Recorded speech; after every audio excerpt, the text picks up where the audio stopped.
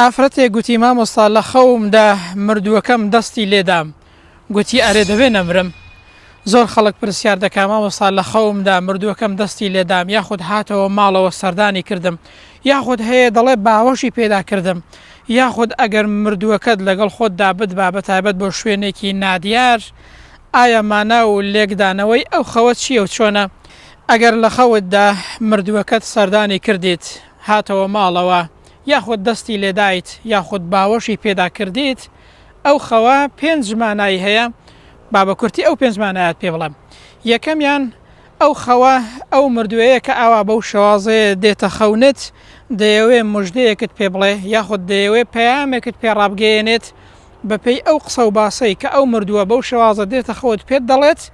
مانا و مەبەستی ئەو پەیامە و ئەو ئاگادارکردنەوەیە دەگۆڕێت و ماناکەی دەستنیشان دەکرێت. دووەمیان ئەو خەوە هێمای ئەوەیە ئەو مردووە داوای دوعای خێرت لێ دەکات یاخود داوای سەدەقە و خێرێکت لێ دەکات کە بۆی بکەی کە بەو شێوازەیە دێتە خەونت و لە خەونی دەبینیت.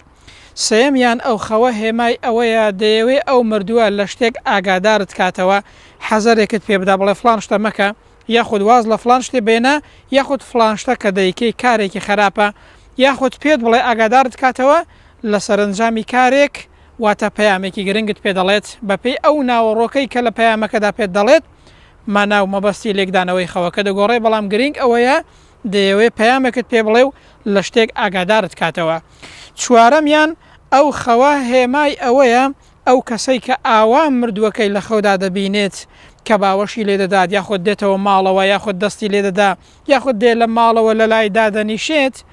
مانای ئەوەیە و هێمای ئەوەیە ئەو زیندووە هێشتا ئەو مردووەی لەبیر نەچووە لە دڵ و دەروون و مێشکیدا هێشتا ئەو مردووەی لەبیر نەکردووە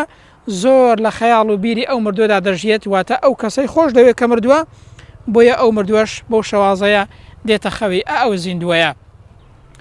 خاڵی پێنجەم ئەو مردووە کە بەو شەوازەیە دێتە خەوت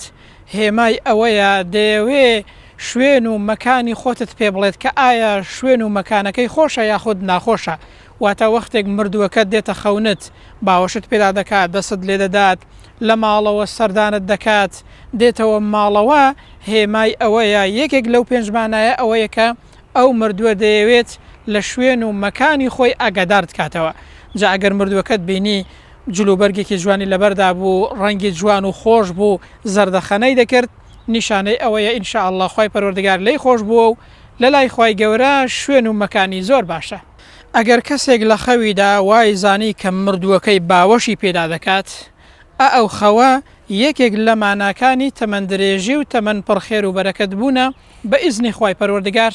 بە تایبەت ئەگەر ماوەی باوەشەکە زۆر بێ ینی زۆر باوەشی پێدا بکات کاتێکی پێ بچێت ئەوە هێمای تەمەندرێژیە بە ئیزنی خوای پەروەردگار. ئەگەر کەسێکیش لە خەویدا وای زانی مردووەکەی لەگەڵ خۆی دەیبا بۆ شوێنێک جا بۆ سەرقەبران بێ یاخود بۆ هەر شوێنێکی دیکە بێت زۆر کەس وا دەزانێ ماناکەی بەس ئەوەیە ئەو کەسەش دەمرێت زۆر کەسیش پرسیار دەکات دەڵێ مامۆستا مردووەکەم ئاوا بینیوە دەبێ نەمرم ترس و لەرزێکی لێ نیشتووە ئەو خەوەش دوو مانای سەرەکی هەیە. بۆ هەندێک کەس دەگونجێ هێمای ئەوە بێت بەتایبەت ئەو کەسانەی کە لەخوا دوورن و مردنیان لەبیر نییە ئەو مردووە دەیەوێت پێت بڵێت کاکە وەرە تۆزێک لە خەوی بێ ئاگایی و خەبەر وەرە قبر و قیامەت لەبیر مەکە مردن و قیامەتت لەبیر بێت وەرە تۆزێک لە دنیا دوورکەوەوە واتە مەبەستم ئەوەیە دنیا بە حەڕامی یعنی واز لە دنیا و سەرقاڵی دنیا و مەشغەڵەتی دنیا و ئەوەندە گرنگیدان بە دنیا بێنە قبر و قیامەت لەبیر مەکە لە دنیادا تووشی حەرام و قەدەغەکراوەکان مەبە ئەو مردووە بە زمانی حاڵ پەیامێکت پێ دەڵێ کاکە تۆزێک لە دنیا دوورکەوە چونکە لە قیامەت دووری قبر و قیامەتی خۆت لەبیر مەکە و واتە ئامۆژگاریەکی زۆر باش دەگا سوپاسی خوای پەروەردگار بکە. دووەم مانای ئەو خەوە ئەوەیە بۆ هەندێک کەس هەندێک جار ڕەنگە نزیک بوونەوەی ئەجەلی بێت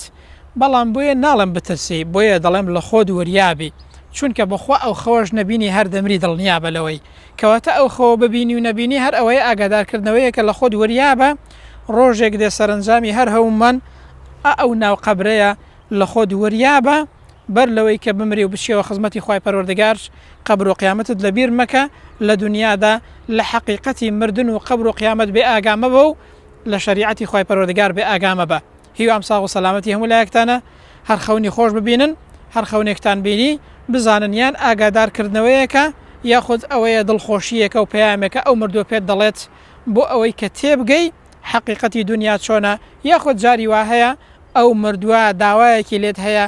بە تایبەتی دوعای خێر و سەدەقە ئەوە سود بە مردوەکانتان دەگەیەنێ. خی پەروەردگار هەموو لایەک سەبەرز و عاقبەت خێری دنیا و قیامەت کات.